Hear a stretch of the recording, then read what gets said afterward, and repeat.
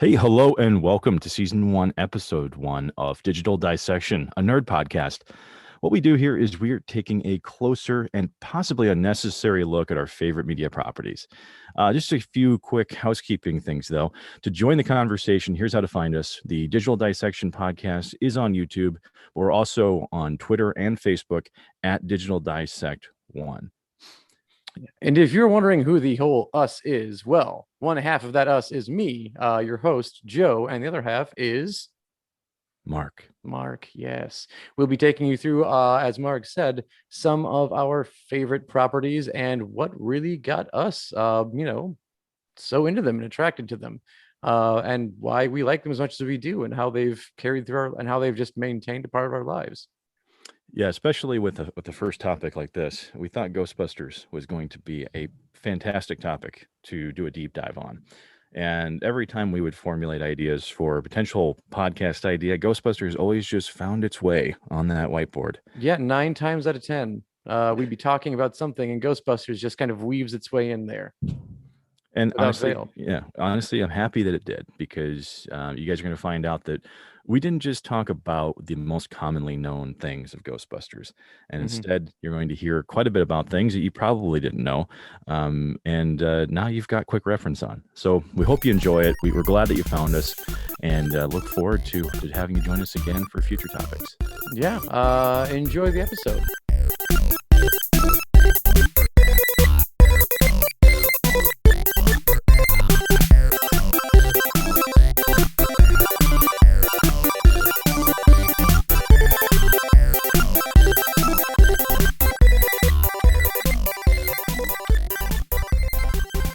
Definitely recording, isn't it? Oh, it's going right now. See the red lights right there.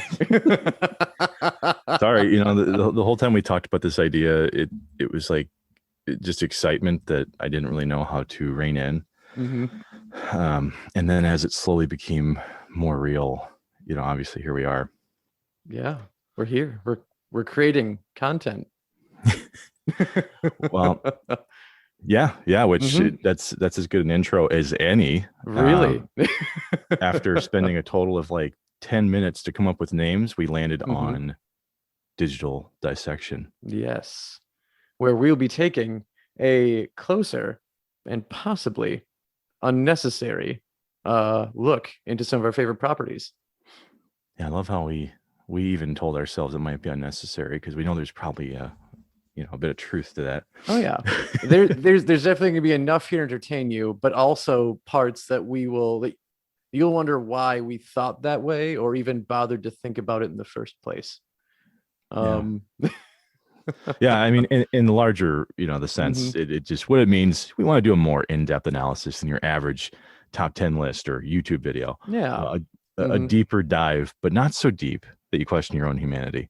No, we don't need that. We don't need you walking away from it wondering like why you're here and what it all means, just because these guys didn't like that movie that you watched. We don't need that. We don't need that at all. You don't need that, and we're not going to make you go there. The last thing we want to do is put all this time and effort into something and then cause our subscribers to actually go mentally insane. So yeah, we don't need this dropping from 1 subscriber to 0 overnight. Let's be honest. We don't want that to happen to anyone, at all. And actually with just this episode, I think we're already within the top 3 million podcasts in the United States. Easy. So, yeah. I mean, that's a milestone that I think is absolutely worth, celebrating. But not too much, because we can't afford a very large celebration. Not at all. And in terms of joining and making podcasts, we are very late in the pandemic to make one. So because they erupted over the past year. So way for us to decide, hey, we're finally going to make it. Basically on what, the pandemic's 1-year anniversary. Yeah, but we wouldn't have qualified for that free money. No, there's no way to really dice that where we get even a cent of that bailout money. So either way, I think what is great for this first episode is, if we're going to do a deep dive, we might as well do it on one of the most iconic properties I think that's ever come out really in the last, I mean, I just say of all time, not even the last 30 years. It literally, it defined a genre that was pretty much just getting, on its legs. And then of course is 1984's Ghostbusters. Yes. And, I, what I always think about when I think of Ghostbusters was if we want to step into that DeLorean, going back to the 80s and that Miller Meteor, let's do this. we hit that 88 miles per hour. So, when Ghostbusters came out, I wasn't even an idea yet. I was, you and I were both still in the hopper for another 2 years, weren't we? Yeah, we weren't there. Not even planned. But then again, I was never planned. So there is that whole chestnut. But which that's a deep dive for another day. Whole nother day. We'll have a doctor help us with that one. Well, I like to think that I was planned, because being the youngest of three, you have to assume that it's like a trilogy, right? Yeah. Like they did the first one and they're like, all right, let's just see how this one goes. This one, it deserved a sequel. Yeah. It earned enough to do a sequel. Yep. And by the third one, they're they just want closure at that point. Oh, absolutely. Yeah. It doesn't matter how good it is. We just need to end the story. Yeah. And like if you take my my life's accomplishments and you whittle it down to a week, it looks decent. It's decent. Yeah. It's totally decent. But either way. But hey, back to 1984 here. Yes. We just jumped to 1986 for no reason at all. Hey, this is context that somebody needs. I don't know who does, but yeah, I mean, neither one of us could sit in the theaters and actually view this thing. No. So I guess my question for you, and I'll share mine as well in a little bit, but how did you find Ghostbusters?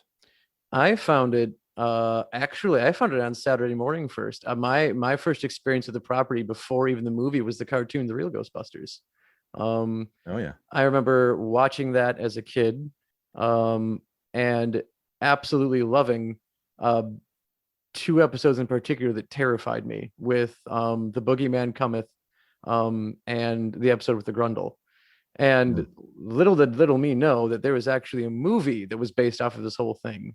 And then so I go to watch the movie, and it's like immediately better than the cartoon, because it's real now. Like, as much as I love cartoons and loved cartoons then and still have cartoons now, when you see something in live action, it is just that much more captivating and gripping to you. So when I went from seeing my cartoon heroes working together to solve a problem and make something scary less scary, because they always did it, like in the cartoon, they were always making fun of the ghosts as they went after them.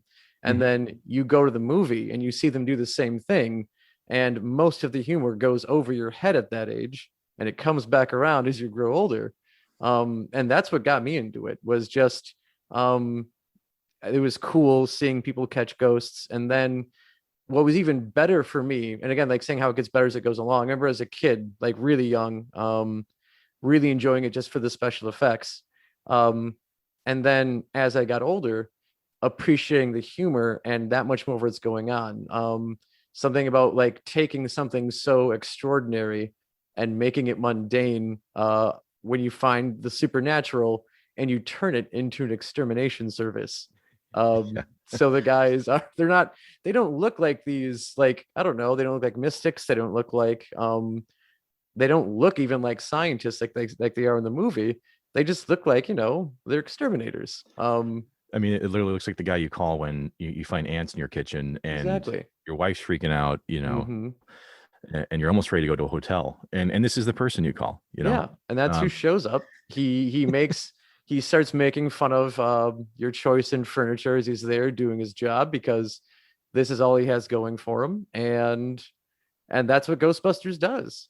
They take that same idea, that same spin, and they just apply it on a much, much larger level, on a grander scale. And it brings it down. I don't want to say it brings it down to like the level of all of us, to where we can enjoy it. Well, there's 2 things that I really want to point out in what you just mentioned. So obviously the animated Ghostbusters was, dictated the real Ghostbusters, yes. Right? It was the real Ghostbusters, because there was another Ghostbusters before it. Yeah, there was Filmation's Ghostbusters. Yeah.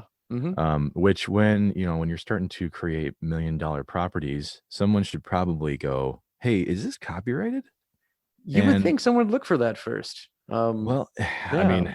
I mean, the folks at Columbia, it kind of flew over their head. But by the time the real Ghostbusters came around, which by the way, it was on ABC back in the day. One of the things I always cracked up about as a kid, though, this has nothing to do with the actual show, but if you remember Deke Enterprises, that helped so every end of the episode, you'd see your credits, and all of a sudden there was Deke, and I'm like, dude, I'm only like 4 years old and I'm already laughing at dick jokes. Who would have seen that one coming, right? One fun fact about Real Ghostbusters, though, is that it was actually distributed by Coca-Cola Telecommunications. Of course it was. Someone had to sell us something. Oh yeah, of course. I mean, toys, the mugs, all that good stuff. Yeah. Oh yeah, balloons for the kids. That whole sort of thing. That's how they did it, man. That's how they. I mean, it's crazy to think that something as popular as Ghostbusters needed Coca-Cola's help, but I mean, they rule everything, man. You got to start somewhere. In which case, Coca-Cola, we could use that help too. Don't you worry. Yeah, I was going to say Episode Coca-Cola. 1. Yeah, we begging for sponsors. Now, right now, we're going to say, not a sponsor, because sponsor. They're absolutely not a sponsor. We can't stress that enough. No, somewhere there is like a Coca-Cola equivalent of Mr. Incredible saying that you're not affiliated with me, as he's pointing at our podcast. I just hope that we don't turn into supervillains when we get turned down, which will happen. I guarantee it'll happen. Yeah, it's definitely happening. Going back to like the early days of Ghostbusters, long before I ever had any kind of trivia knowledge whatsoever. We actually lived in Alaska at the time when Ghostbusters was popular, and really it was one of my first cinematic experiences that I could even remember. I mean, and when there was the inception known as my brain, right? The first memory that went in there was Ghostbusters. And we rented the Ghostbusters VHS from our local non-national rental chain. Can't even remember it, though. I mean, this is like, well over 30 years ago. Yep. But we rented the video so many times. The guy behind the counter finally just told my dad, hey, you could easily afford to just buy the VHS. Bought this several times over. Yep. You've got so much credit with this place, so yeah, they finally just kicked it our way. So they just gave it to you. They don't need this. You need this more than we do. Yeah. Well, yeah. And that's literally what the VHS copy of Ghostbusters still at my parents' house. It's literally not in like the Columbia style VHS sleeve. Like it's in this this white VHS container. Oh, and they diced up the box and slid it into there. So. Nice. Yeah, which on that note, speaking of the box, like on my bookshelf where I have a bunch of books and nerdery and nerd things, I actually have the 1984 Ghostbusters VHS on that shelf in its original 1984 box, where it like opens from the side and doesn't have the hole on the bottom. Yeah. Because part of what I did after I saw the movie for the first time as a kid, I made a point of it to watch it every Halloween on my own at some point in time. And it got to the point where finally, when it was 2006. I remember this because it was a very sad Halloween. I went to watch it and the VHS like stopped working. It had worn the film down. So you had that white bar in the middle of the screen. The sound was all goofy after that. And so the VHS is dead. Yeah. It's gone, but not forgotten, because I keep its carcass on my bookshelf and refuse to get rid of it. Just because, and this is for those of you listening from home, calling that the Long Halloween would just crack me up based on your affinity for DC properties. It would, yeah. I stick with them even though their movies are horrible. For another podcast. I was going to say we can dive so deep on that one, and there's plenty of content there. But yes, for today we will be diving into 1984's Ghostbusters. Yes, and just like the mission statement said, there's so many people who have done these top 10 lists, top 5 lists, whatever. And everybody knows about the John Candy connection, the John Belushi connection, the original cast. It was pitched and just never went through. Yeah, Eddie Murphy never made it to that film. No. I mean that stuff you can find. I mean, if Hmm. you so much as just stumble over Ghostbusters trivia, you're gonna know that stuff. Oh yeah. Um, what I would love to actually dig a bit more into Hmm. is almost like it's almost like a dive that you would do, like a college thesis on, right? Yeah. Like you're doing a level of dissection for a film that goes way beyond what the most popular things end up coming from it. And what I mean by that is, Hmm. you and I, we can get into some of the history of how we even became Ghostbusters, but We had a stint in that. Yes, we did. for a time we were. Hmm. Um, but when you talk about Ghostbusters, everybody tends to talk about the same stuff. Hmm. They're always focused on, oh man, it's one of the funniest movies you've ever seen, blah Yeah, blah yeah. blah. The did you know facts, that sort of thing. Hmm. Yeah, and that's just too easy. Yeah. The stuff that I took away from Ghostbusters, and a lot of it has to do with the fact that I grew up with this movie, and when I watched it as a kid, there were very specific things that I cared about, which Hmm. was pretty much just the montages, the first time at the Sedgwick Hotel catching Slimer, Yep. all that. Hmm. Those are the things I looked forward to then. But as I grew older, I got much more interested in the development of characters, the Hmm. presentation of the movie itself, and how it kind of becomes the perfect film when you start to analyze all of these individual parts. Yes. And like again, like noticing subtle things of how the characters interact with each other the more you watch the movie that you don't realize maybe the first time through. Um like definitely like I remember thinking everything was hunky dory among all three members until like I got older and you realize that like hey, at least two of them really don't get along if they even like each other at all. Like they're definitely here in a business arrangement. And the funny thing is Hmm. that you can pretty much find some commonality with that, no Hmm. matter who you are, because just think of any job you've ever had Yeah, any group and project. any group project, and Hmm. you always meet that person who just shows up, right? Hmm.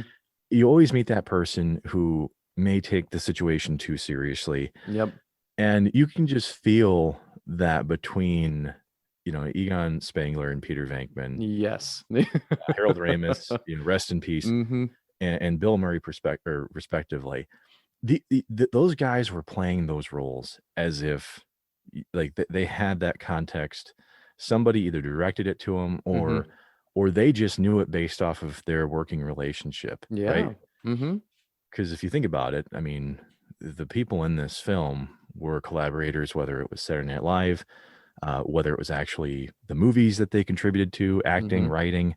Ramis was pretty much at that point in time always really known as a writer, Yeah.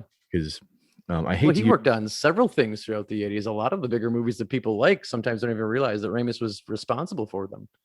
yeah, oh yeah, Hmm. absolutely. I mean, when you look back at it, two of the films I spent a lot of time with outside of Ghostbusters from that period was Stripes Hmm. and Groundhog's Day. Yeah.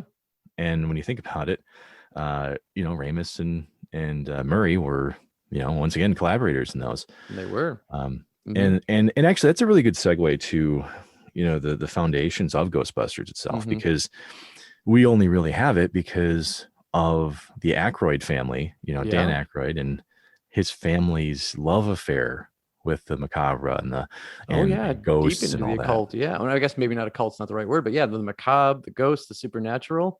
Um, basically all things weird and unexplained, the Aykroyds were fans of. Yeah. Oh yeah. Hmm. Yeah, Dan Aykroyd's father even wrote a book Hmm. specifically about that. I mean, their experiences with it, um, and that's why I think it's interesting to talk about the origins of this story for a little bit, is because Aykroyd, I think for a guy who's he's got Hmm. some developmental issues, which I don't want to get into because Yeah. folks can look that up. Hmm. Um, but despite the challenges that Aykroyd had in his life, well, one thing I will mention, his stuttering that he had growing up, Hmm. he ended up being able to kind of work his way through that by acting. Yeah. It's, So it's it's very similar to how the Scatman John overcame yeah, stuttering exactly. through his craft. Imagine what would have happened if like Butterfly Effect and all of a sudden Scatman John and Dan Aykroyd's roles were flipped. But when you think about it, though, Aykroyd's enthusiasm and his love for these topics really bleed through the script in ways more than one, Yes. especially Mhm. in his portrayal of Ray Stantz. But Oh yeah, the heart of the Ghostbusters through and through. absolutely, He is the. I mean, when you look at like the dynamic of the group, and you've got Venkman who's there to make a buck, Egon who is just there basically to numbers with everything to the point where he's calculating in front of him seeing a ghost, and then there's Ray Stantz, a true believer, and that is the epitome of Aykroyd really putting himself into this movie. which is really, when you start to think about that too, because you bring up a really good point. So to go back to the collaboration, right, just for a moment, when we had Dan Aykroyd's original script for the film, it involved time travel, No space travel. space travel, which is why the P tubes are on the suits that never get used for anything. Oh yeah, we don't talk about the P We tubes. don't talk about the P tubes, except that one thing. Then no more P tubes. Yeah, I mean, those types of things, Dan Aykroyd, if left to be just pure creation, he will come up with that kind of stuff. Oh yeah. And so that's why we even have Harold Ramis coming into this fold, because he was actually brought in by the studio to rein in this script, right? Yeah. Like Aykroyd's got just such this creative mind that if it's not tethered to anything, it'll just keep going. And so Ramis comes in, like you mentioned, he comes in, and what I found really interesting is that these roles, even though they were written with certain people in mind, like we talked about the original people that they wanted to bring in, like John Belushi, and Eddie Murphy, but they didn't write those roles for Ernie Hudson. No, they didn't write the role for Harold Ramis, but in their portrayals of the characters, they do end up playing versions of themselves, right? Oh yeah. And that's really what I think is one of the more interesting aspects of this film, is that you're really just getting to get under the hood of who these people are, because to your point of how these characters are played out, one thing I will amend with regards to Egon Spengler is that Harold Ramis was less about the belief that Aykroyd has. He was more about proving things. Yeah, that's a better way to put it. I agree. Yeah, he wanted to prove things. Like, he wanted to prove the existence. He wanted to, he had all of the math and he had all the know-how to get there.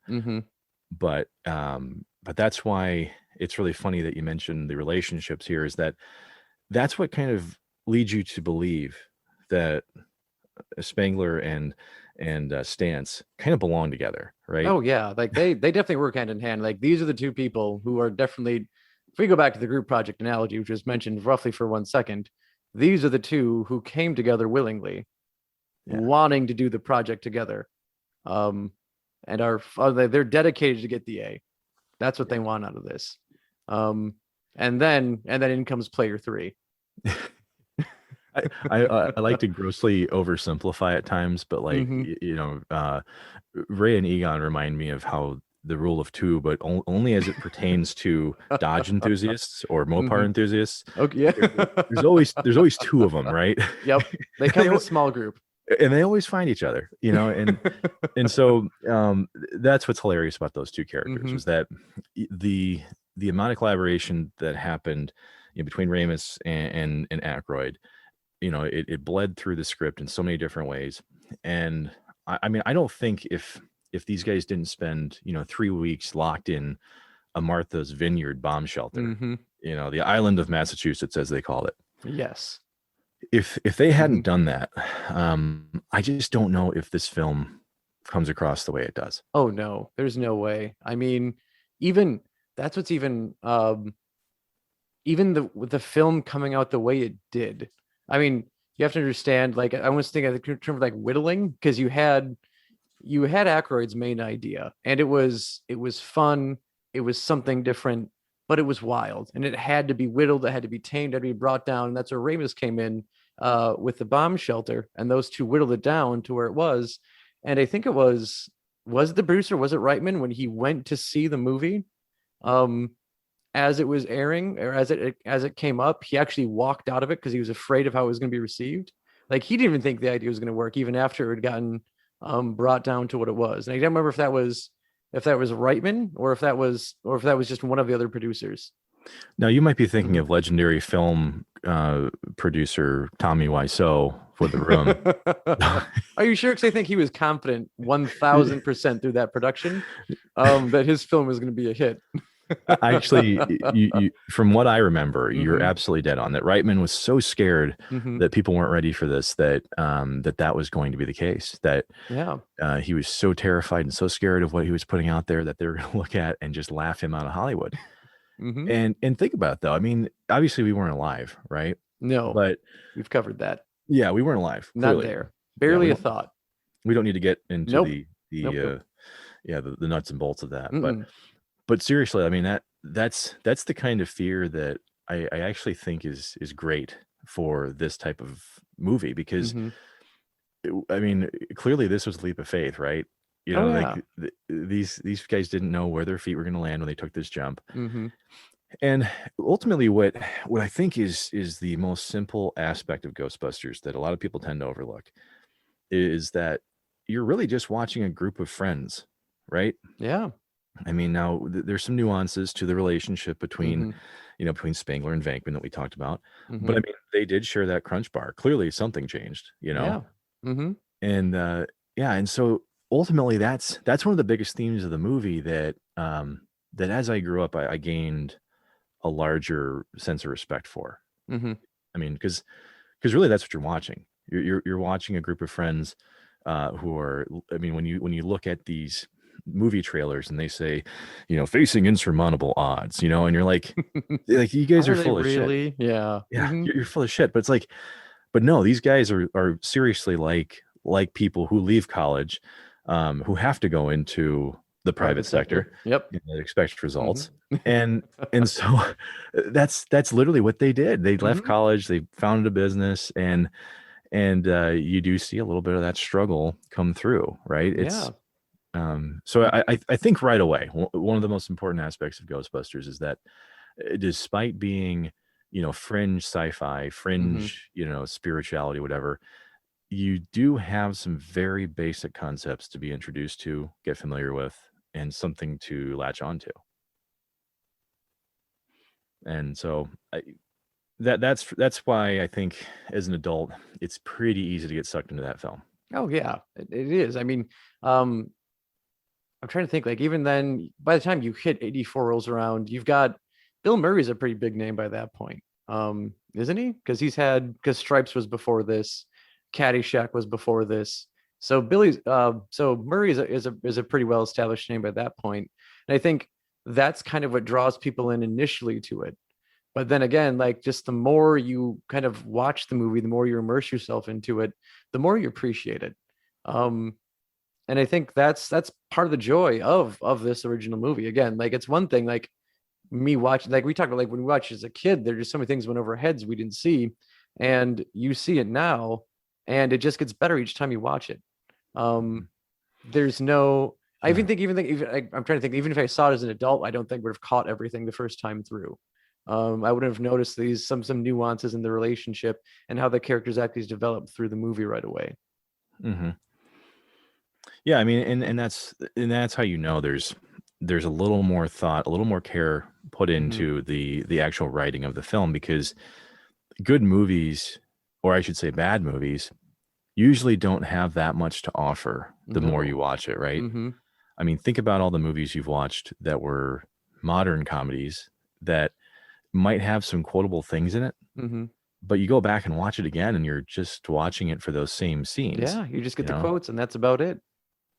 Yeah. I mean, and that's not what I ended up getting, from Ghostbusters. Like, from Ghostbusters, one of the things that I didn't notice right away was the fact that even outside of the Alhambra Ballroom, and they're talking about pricing out Oh, extermination. Yeah. And Egon is literally flashing numbers Yeah. like on his face, like he's literally telling Venkman to up the price each yeah, time Venkman's yeah, saying something. Yeah. yeah, just total nonverbal stuff, Yeah, and that's the part where you start to see where those two characters are actually like getting along, that the relationship is changing in the movie. Because when you first see them, the first time introduced to Egon, he's using basically a stethoscope to look things over in the library, and the first thing Venkman does is mess with them. Oh yeah, it totally messes with them.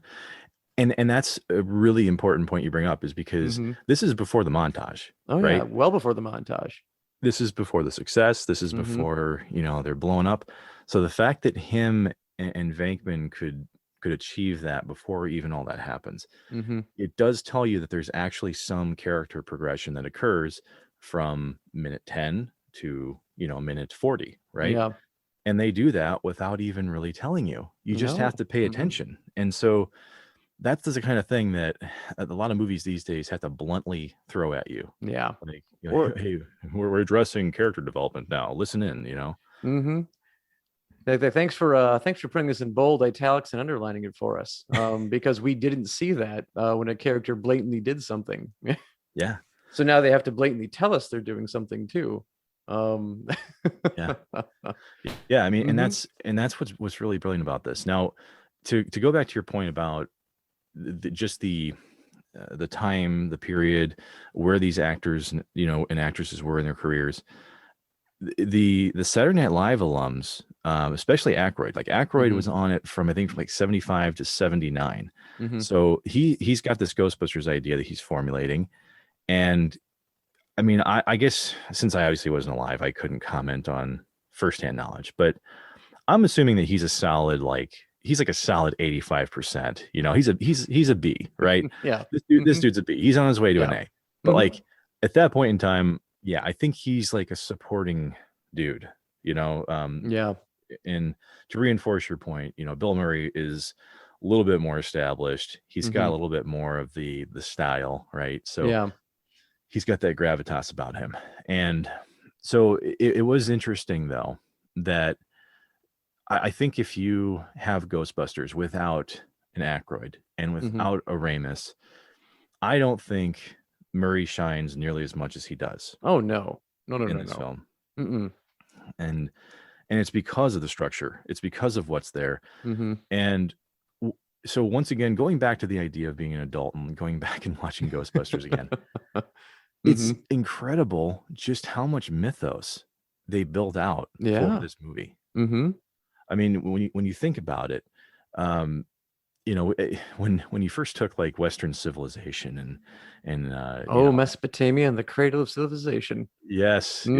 The Fertile Crescent, if you were. Yes, the Fertile Crescent of Mesopotamia. Yeah, if you guys want to dust off your Western Civ books. But that's what's interesting, right? Like those are the small things that made it into Ghostbusters that a lot of films wouldn't take time, let alone a movie like this, and one thing that I come back to is the idea of the Ziggurat, and you and I have talked about this before. Yes. The Mesopotamian temples that they worshipped at, the Ziggurat literally shows up in the portal, that Gozer walks out of at the end of the movie, right? They actually took time to design a Ziggurat style temple. And so it's a movie that's constantly paying attention to the things that they're integrating into it. They're not just doing the standard comedy, draft creation where it's like, well, A happens, B happens, so C happens, right? It's like, no, guys, every single element has tentacles in this movie. And so just that amount of care is uncommon in Hollywood, let alone a quote unquote comedy. Yeah, I mean, something we've talked about before with discussing other properties is that this does not have wasted dialogue. Basically, when Ghostbusters introduces something, like they come back to it throughout the movie. Sure, it'll have a one-liner joke here and there, and those one-liners are usually like they're improvised. Everything is going fine until Dickless shut off the containment field. Yes, Your Honor, it's true that man has no dick. Yeah, that's a funny thing. It's not Even then, it wasn't wasted dialogue. Bill Murray built that off of existing dialogue that was already there. So taking these things where you see the Ziggurat at the end of the movie that shows hints into these civilizations, like that came from learning about Gozer worshippers earlier in the film when they were interviewing Dana Barrett, and then they're not sure quite what's going on or what she's seeing. They looked up the name. It does this, it does that. It's the Sumerians, the Hittites, all that fun stuff. And it comes back up multiple times through the movie. So it's not like just, throwing out the fourth cataclysm that makes zero sense at all. And there's no first, second, or third or anything that leads into that. You're just spouting something that sounds kind of supernatural and fun. Whereas like, no, like they're building every little bit of this as they go along in the movie. That's going to lead to the actual end of the movie for the main fight of the villain. And the villain actually makes sense and isn't just the logo. Which, and for those who haven't seen the Ghostbusters reboot, that is what we're referring to right now. It's if you haven't seen it, do yourself a favor and don't. Well, I'm going to say this. Oh, man. For those that haven't seen the reboot, right? I'll never tell someone just avoid a movie to avoid it. But I will. That's why I'm here. And that's fine. If you want to do that, I watched the movie, and it was because I wanted to just judge it based on its merit. But we could always talk about that, later. Another time. To get back to the details of the original Ghostbusters, though, and like you mentioned, not wasting dialogue. There's the suspension of disbelief that movies consistently utilize, right? They want to introduce you to elements of the plot so that you have just enough to carry you, from act to act, right? And a lot of movies just really fail with that idea. Yeah. Like by the time you're seeing like the climax of the film, you're like, okay, yeah, all right, well, I think I'm done with this. With Ghostbusters, what was interesting was that suspension of disbelief was really masterfully done. And for the reasons that you mentioned, you get introduced to pieces of information along the way. And when people look at Ghostbusters, I've heard them say that there is throwaway dialogue. And one of them is when Vince Clortho, comes through and takes over our favorite accountant, Louis Tully. Yes. Rick Moranis did a great job with that role. But he mentioned something specifically to Egon about the McKettrick supplicants, who were this unknown race, an ancient race of humans who were wiped out by Gozer in the form of a giant slore. Yeah. Okay. Now, none of us know what a giant slore is. No one knows what a slore is. No, unless you played the Ghostbusters video game, which I would love to do a deep dive at one point on that. We'll get there eventually, because that's where we saw a slore for the first time. Yeah, you see a giant slore in that game. And when you're given that information, though, it can feel like it's a throwaway, but it is build up, though. It is. I mean, you're establishing like what this being is capable of. It wiped out an entire civilization. Just because the civilization may be nonsense or non-existent or not real, it doesn't mean it's a throwaway dialogue at that point. No, they were wiped out simply because Gozer chose the slurm, or the form of a giant, basically a giant slug that just wiped out everybody. And so when you start to think about these elements, and as they build up, we start off with not really knowing what ghosts are. Well, we know what ghosts are, but in the context of the film, we slowly get to understand, okay, here's a ghost. All right. And then we build up into the reasoning for why ghosts are appearing, right? It's kind of like a light mystery within the film. Like, why are these things happening? We begin the introduction to Dana's building, and as we go, we start to understand that the ghosts themselves aren't just haunting the city. The ghosts are literally energy used to open portals to other worlds. Yeah. And so as you progress through the film, the stakes get just a little bit higher every minute, right? And by the time you finally see the Stay Puft Marshmallow Man, stepping on church, it's like, well, this is ridiculous. Yeah. But so has everything else been that I've just watched for almost an hour and a half. And and I am enjoying it just as much then as I am now. Oh yeah, absolutely. So I Hmm. mean, And I don't know, yeah, it's like, think of like how it's enjoyable to, like, you think of, again, like in the 80s, like they were fairly limited in the effects they could do, but at the same time, like those effects were fantastic, using a combination of practical effects so it didn't look so outrageously unbelievable, but at the same time they had a budget so it didn't look wompy. Mixed with the effects they used for the ghosts, made the ghosts look like they were actually there interacting, and they didn't look like they were cartoons. yeah, So I think, like, yeah, it was ridiculous, and the special effects were great, and that's what helped kind of, like, it was just another layer of this movie that was so well done for its time and still is well done. Mhm. Like, we'll both argue that Ghostbusters is one of the better comedies ever, not just of its time. Yeah. Hmm. Yeah, and the puppetry that was utilized, and the effects that they ended up going with, Hmm. when you think about movies and the budgets and how they operated back then, this was a pretty, this is a pretty big budget film. Hmm. I mean, now people would hear 25 or 30 million and they go, well, big deal. I mean, a Marvel movie makes that on Thursday night tickets, Hmm. nowadays. Makes it in its sleep. Didn't even try. Yeah. Yeah, Yeah. Marvel just gets that. But, Mm-hmm. you or when you start to look at inflation, though, right? Like when you look at how much money Ghostbusters made back in Mm-hmm. 1984, so it made, I think, right around like just under $300 million, and in today's money, that's almost 800 million, Yeah. right? Mm-hmm. So when you start to think of it, like when you need a comparison, we're almost looking at the same style of budget versus box office performance that the first Deadpool had. And and that kind of stuff didn't happen very much back then. No, no. I'm gonna So, I'm gonna take your word for that. oh yeah, yeah, I'm yeah, agreeing with you, yeah, because I don't have other numbers in front of me. Um, and that's okay. That's totally fine. But mhm. that's the kind of frame I think people don't really think about when they look at Ghostbusters. They just think, this is an 80s movie. 80s movies are grainy. They look a certain way. But really, if you look through it with that lens, you're really cheating yourself out of what makes this movie great when you start to look at all the parts and add them together. And there's little elements of Ghostbusters that I specifically wanted to focus on today. One of them being the music of this movie. Now, most people are going to say, "Oh, you're talking about Ray Parker Jr." Oh, everyone remembers Ray Parker Jr.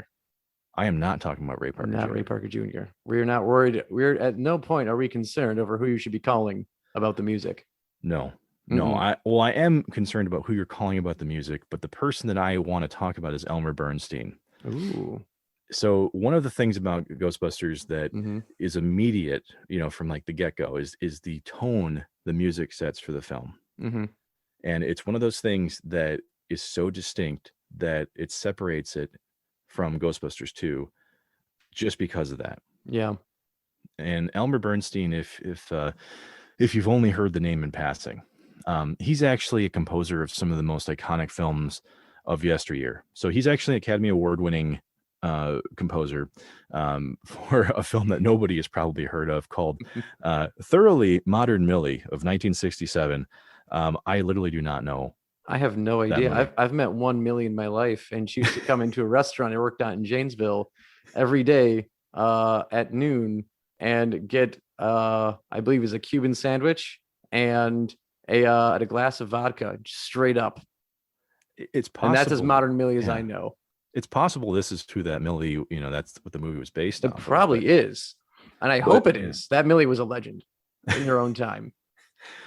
Well, and to Bernstein's credit, he actually did the theme song for the original Magnificent Seven, Hmm. The Great Escape. He also did music for Animal House, Airplane, and one of your favorite movies of all time, The Wild Wild West, starring Oh, Will Smith. Big Willie. Who Yeah, doesn't so love Big Willie? Come on. Come on. if you don't like the guy, you got issues. And you have to appreciate a time when, whenever he was in a movie, he made a song for the movie. And sometimes that song was the best part of that movie. In this case, Elmer Bernstein pretty much made this film, because when you think about it, if you put Ghostbusters as a Mhm. backdrop and you put different music in there, I mean, it just completely changes the entirety of it. I mean, the the movie is so distinct from the music that's used.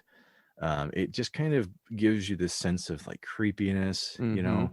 It inspires the tones of a horror movie um, that you feel. Yeah. You don't have to think about it. You just Mm-mm. feel.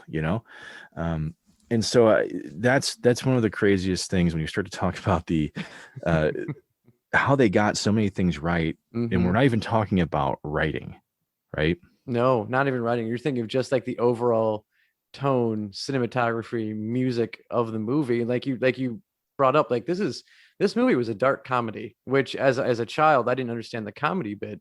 But again, looking at just from the music, like you said, like it has these tones that just make it creepy, but at the same time, it rolls right into almost a whimsy with certain parts. Whenever it goes from like Dana Barry's apartment to suddenly you're back at the firehouse and they're afraid that you can't see the sign because it's too small and no one's going to notice it. And the music does this great transition from creepy mystery to, um, you know, we're trying to get this business started, nothing's working, and who pulled up this jalopy up to the front? You can't park that here. Well, in that sense, the music uh, almost feels like its own character in a lot of ways because it pulls you through the film just as much as the dialogue, just as much as the mythos. Mm-hmm. The music, um, it really does make the film. Yeah. And kind of as we talk about the growing stakes of this, the music really matches the occasion too. Like when you think about them opening up the gate at the end and the Mm-hmm. Ghostbusters are coming around the corner and seeing the doors, to the portal open. I mean, that music just really takes over, Yeah. and it almost drives the shock you see on the actors' faces, even though they're composing the music separately, right? They don't hear this when they're acting, Mm-mm. but it matches perfectly. So absolutely just beautiful composition from Bernstein on that. But you know the the other the other character that's kind of floating out there that folks don't always pay attention to is the director of photography. And you may have heard this name before, but stop me if you haven't. Okay. Mr. Laszlo Kovacs. Notice how I did not stop you You did in the not stop middle me. of you saying that man's name. I didn't stop you at all. Like, keep going. Laszlo, I know a few. Kofax, I know fewer of. Yeah, this list Um, suddenly becomes comically short. Yeah, dude, Laszlo Kovacs, man, that's a name that I'm assuming the majority of fans of Ghostbusters have literally never heard of. I mean, correct me if I'm wrong. I mean, how many times have you heard that name? I believe 3 times because that's as many times as you said it during the span of this podcast. Well, you know what? I know this may not seem all that crazy, but he was a Hungarian cinematographer. Laszlo Kovacs isn't somebody that's you're gonna run into in downtown Chicago. Um, but he actually worked with some pretty popular directors back in the day. Uh, he actually worked with Dennis Hopper and Martin Scorsese, just to throw a couple out there. But he was part of the Ghostbusters photography team, and a lot of the inspirations for um, like these big panning scenes of New York City Hmm. are because of him. Like he gave the direction of let's literally take a zoomed in shot of the Ecto one and pull it back and show it crossing I can't remember what bridge it is going into New York, but that just that shot, it's so iconic when you think of it, right? Hmm. Like what thing could be bigger than this story is New York City, right? Yeah. Hmm. Like New York City is once again one of those characters that doesn't really get credited. right? Mm. It's always there, though. It's always always looming there, over it. always looming. And which I believe that scene you mentioned, was that the last known resting place of the Ecto-1 until the second movie? You're right, because it died like 5 minutes Constantly. after that. Yeah. Yeah. It broke down all the time. And then it was that scene where like, yep, it broke down and it's done. Yeah. We're just not using it anymore. Yeah, which is just tragic when you start to think about it. The people who have restored vehicles to look like the Ecto-1, it's because it's that spirit carries from the film to almost everybody I know who's ever put money into one of these things. But yeah, that story is particularly funny because as soon as they finish that establishing shot, and it's pretty late in the movie. Yeah, as soon as they pan out, the Ecto-1 just sputters and dies on the bridge. Yeah. Oh God, absolutely brilliant. Oh yeah, because it's that's the shot where I think back to when you mentioned how like the ghosts they're basically like a symbol or basically a signal that like something larger is going to happen, some greater portal is opening. And someone who we really haven't touched on yet at all. We talked about character development in Changing the Ghostbusters, and I think that's because like he comes so late in the movie, and that is Winston Zeddemore, and he has that line where he's like, Ray, maybe the reason we've been so busy lately is because the dead are rising for the grave, and then Ray gets nervous and wants the radio turned up. Yeah, let's hear a little music. Yeah, let's hear the music. So I find it interesting. Like you look at the dynamic of the original three, how you have the two that are clearly in this for like a belief and for science and for advancement, and then there's the man who just wants to make a buck off of it because he's a what do I want to say? He's a former soldier for one, and they don't talk about this in the no they in don't. the movie. This is all like post. This is like comics. This is video games. This is all the stuff that came later. But his character really is the balance that they never had, right? I mean, because he's not money hungry like Venkman. Nope. He's not a fraud like Venkman. That's the term I was looking for. No, yeah, he's not a fraud. But what's really interesting about him is that even though and Ernie Hudson will even say this himself, that the character of Winston was presented to him differently than it ended up being when they shot the film. So he ended up having, I think it was upwards of almost like 2/3 of his dialogue was just completely ripped out of the script. And his character got gutted pretty hard. Yeah, completely gutted. And so there's some things about that are unfortunate that people have mentioned. It could be because of the fact that maybe he wasn't thought to be that big of an actor at the time, and that he'd been doing largely plays. He'd been doing theater. Yeah, he'd been doing a lot of theater, and so when you're not Eddie Murphy, I imagine that has to do a lot with it. Probably. But it says even more about the lines that he did get to say, the one that you mentioned, because when you think about it and put yourself in the shoes of the original three Ghostbusters, and you're just kind of you're working through this day job, and you're not really thinking about, is this actually a bigger issue? No. You can tell up to that point in the movie, these guys are doing that. Like they're just day to day. Yeah, this is their 9 to 5. Like they're just going through this, and all of a sudden, Ray has the epiphany because you're right. It scares the shit out of him. Yeah, he never thought about it like that before. He never thought about it. This is like he didn't think of this as revelation, like Winston thought of it. Yeah, and Winston has that perspective because he wasn't living it as long as these guys were. No, and so in a lot of ways, his character becomes much more important than just the few lines of dialogue that he gets. Yeah, because the tide turns quite a bit there, because you have, like, once again, you've got all of these individual pieces that you've been given, whether it's the Mesopotamians, the Sumerians, the Gozer worshippers, and some of these architectural things, like we haven't even talked about the main baddie of the film, Ivo Shandor, who, we can get into that in a little bit, but all of those elements removed from Ivo Shandor are weird. They don't make sense. No. So yeah, these are the elements that we were introduced to that didn't really add up to anything, and all of a sudden they come to the forefront because of that one line of dialogue. that Winston has. So once again, even though they had to cut some of what his character was going to do, that's still tremendous for him to be able to pull it all together, because that revelation is something that Stantz has in the moment, but we also have that same realization as viewers of the film. So yeah, absolutely powerful moment. I think it's one of the stronger ones in the entire film, to be honest with you, because it feels somewhat rooted in reality, doesn't it? I mean, even though you've got some really crazy things that, you know, as you're watching it for the first time, you're trying to wrap your head around it. That one kind of brings it back.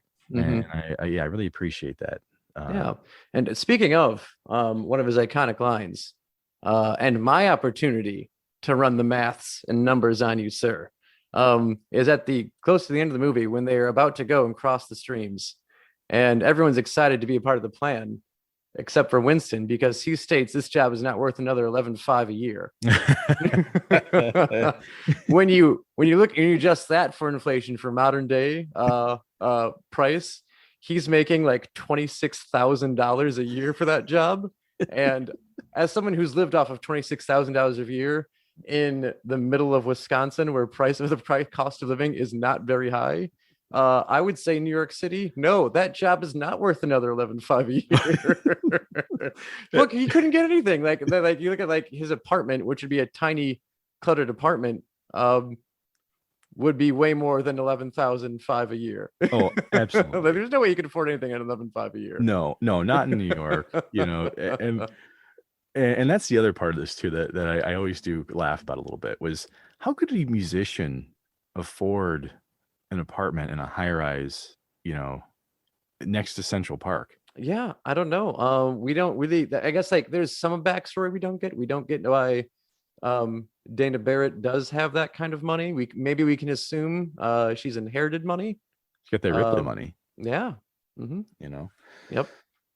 You know, on the topic of money in this film, though, it is interesting that you mentioned that, because, you know, Janine complains about it. You know, Annie Potts playing the secretary. You know, she complains about the money she's making. You know, we've got the accountant in Louis Tully, and he drops all of that information about his clients at the, you know, at the party, and how he saves money with generic prescriptions as opposed to name brands.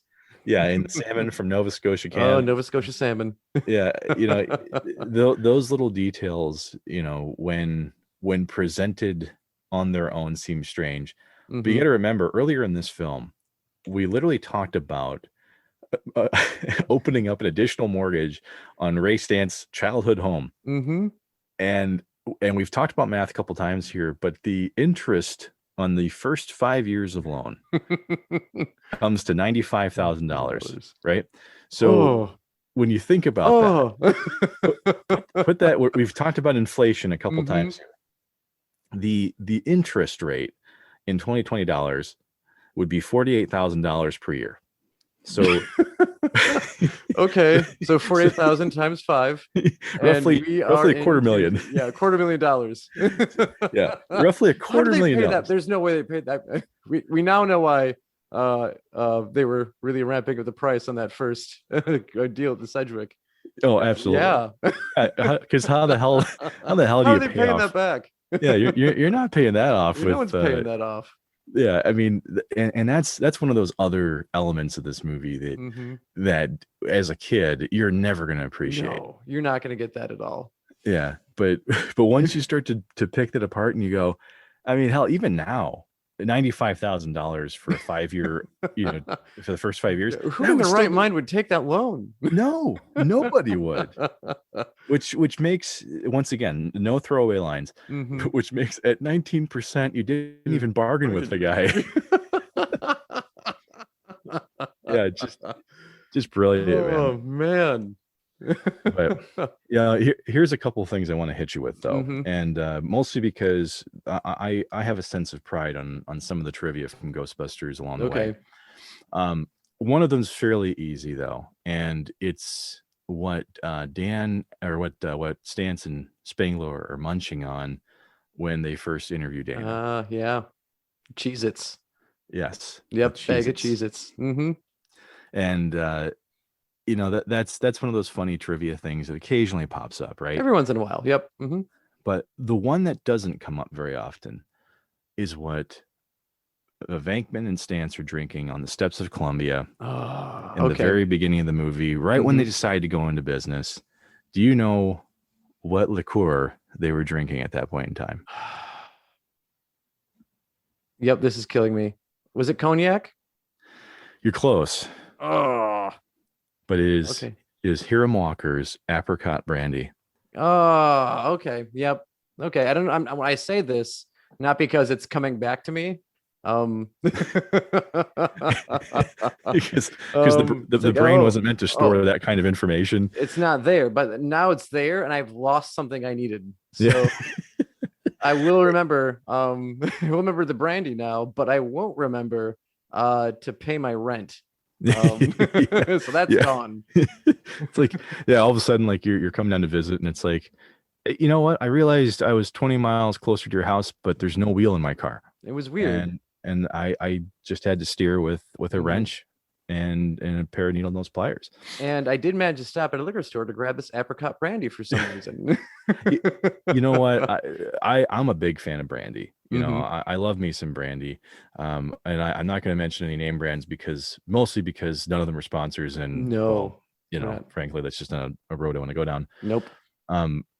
But I got to give credit to them for this. I mean, if there was something I was going to be swigging out of a bottle, in that setting, brandy would probably be the lowest impact thing I could think of. Yeah. But yeah, that's one of those trivia questions that I love to throw out there because, it's something that was so specific for the time period. I don't even know how long that stuff was even out for, but,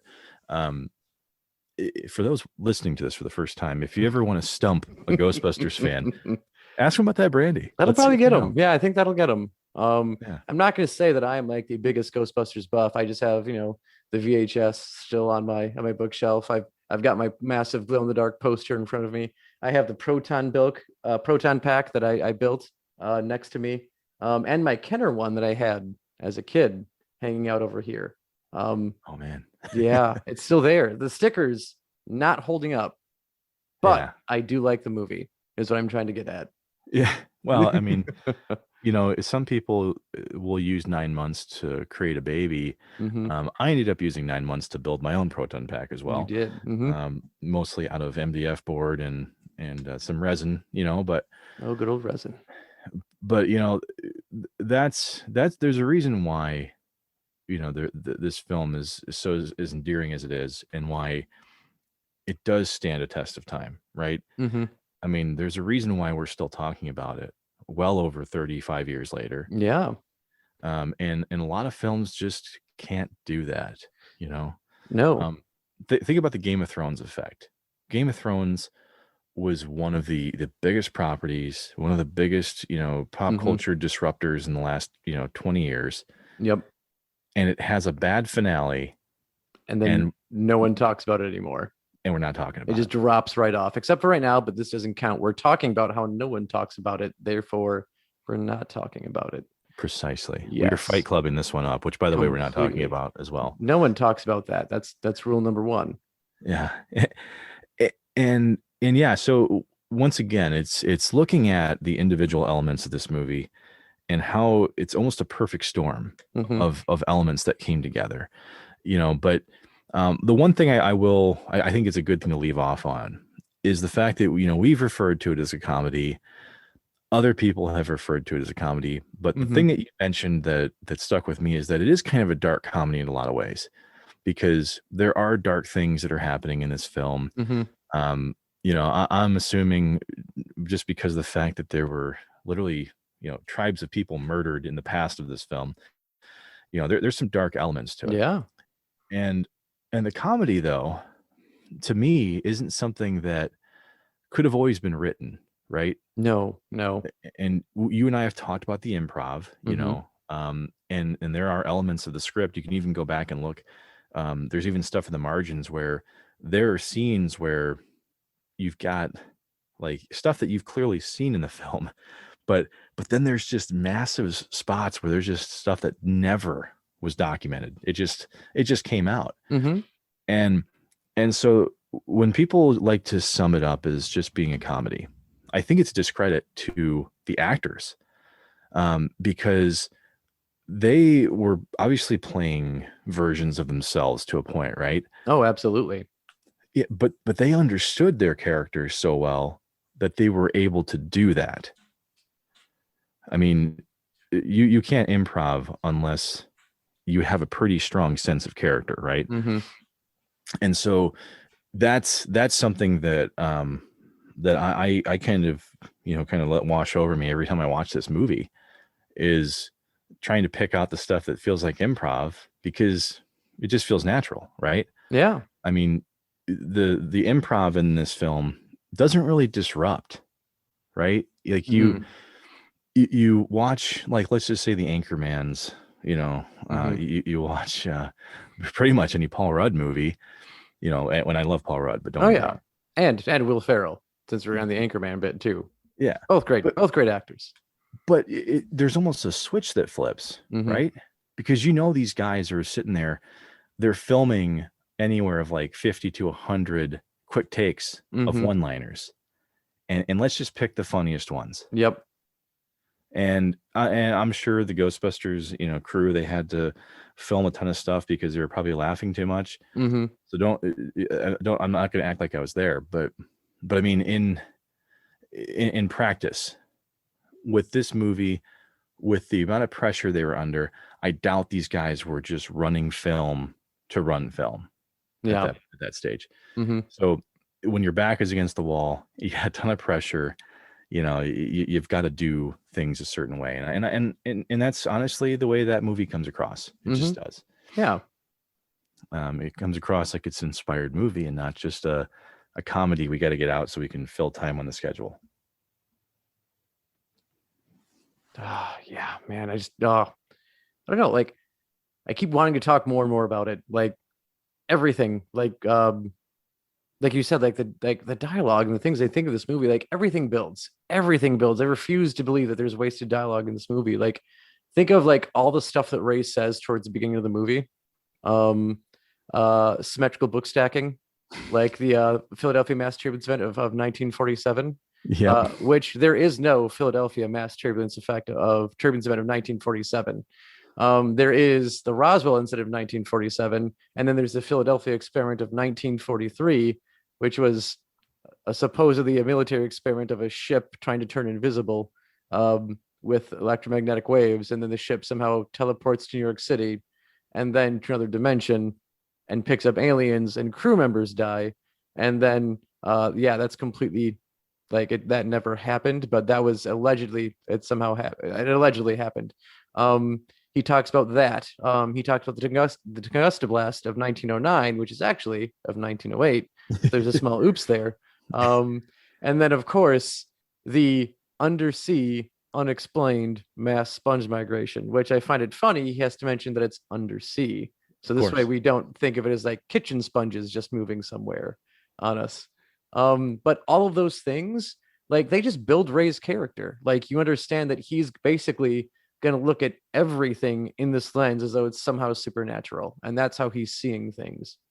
Yeah. I love it so much. One thing I want to mention about the Tunguska Blast. Now, if you actually look back at the script, so back in '83 when they were still formulating some of this, it's pretty clear he absolutely wanted the Tunguska Blast to show up somewhere in the movie, because it was scribbled out, it was written here. So the tethering some of the mythos to these real events, or quote unquote the 1908 Tunguska Blast. Yeah. That once again, it's framing, right? Yeah, they're framing all these things that really validate the characters, and especially from Stance's viewpoint, just like Aykroyd, a very technically minded person, and so of course they would be involved in these types of strange things. Yep. And then in all reality, the sponges moved like a foot. It wasn't very far at all, which again sets up Venkman's character right away. Oh God, it's so good. And then small, like again, like really like smuttle is not a word. No, but But we'll we try could to get it in hashtag there. it hashtag smuttle. Yeah. For whatever reason. I'm looking at our producer right now who doesn't exist, No, and we don't have a producer. I'm having them write down smuttle right now. Okay. Yep. But subtle things that are done, like after walking up 40 flights of stairs with 40 pounds of unlicensed, at that point in time, thoroughly tested nuclear accelerators on their backs. And they get to the top of the stairs, and the first thing out of Egon's line is Art Deco. Nice. Notices the decoration and the architecture. Nothing else. They're about to go fight Gozer, who again has been built up through the entire movie, and that's the first thing that comes out of his mouth. Yeah. Just fantastic. It's hilarious. And that's once again, that's Mhm. consistency, right? I Yep. mean, when you finally do get to the top of the building, and we'll also Mhm. use Egon as an example here, you know, when Venkman asks him, what have you got left? And he goes, sorry, Venkman, I'm terrified beyond the capacity for rational thought. And it's like, but that's the most rational thing I've just heard in the last Yep. 5 minutes. So Oh man. And actually the thought came to me before we sign off here. Fact checking us when we said that, like, before Winston had said the line about Revelation and the dead rising from the grave, Ray hadn't come to the realization yet that something bigger was building. We were hinted at once before that there was a build in the movie. Do you remember where it is? A build of psychokinetic stuff leading to something bigger? oh, I mean, the Twinkie The moment. Twinkie, yeah, the Yeah. Twinkie. That's the one hint we have towards it. But like that doesn't settle in with Ray, or doesn't resonate with him until Winston does that line later on. But once again, remember the things that we're introduced to as we go, right? Mm-hmm. The Twinkie discussion is based off of what we know at that point in time, Yes. right? Like we don't have any possessions yet. We don't have any talk of gates opening. We have no keymaster, any of that stuff. So yes, you're right. It's there. It is something they mentioned to us, but we once again we're being led down a path at that point still, and so I just think it's responsible storytelling at that Oh point. yeah, completely. Which, although again, things you don't realize until you're older, Keymaster and Gatekeeper being allegory for sexy times and private parts, did not catch on to that one bit as a child. And then you realize it, and you're like, oh, okay. The key goes into the gate. Gotcha. I mean, Joe, I still am not quite sure what you're hinting at, but I'm assuming it's sarcasm, and I'll leave it at that. Yes, that's all it was, just sarcasm. But yeah, you know what? That's why, once again, it's great to watch this movie as a kid and grow up with it, because once again, there's so much going on here that you have things that you can notice that you didn't the first time around, or it's stuff that you may not notice even 20 years down the road, right? And so that's why I think this was the perfect movie to really start off doing a deep dive on.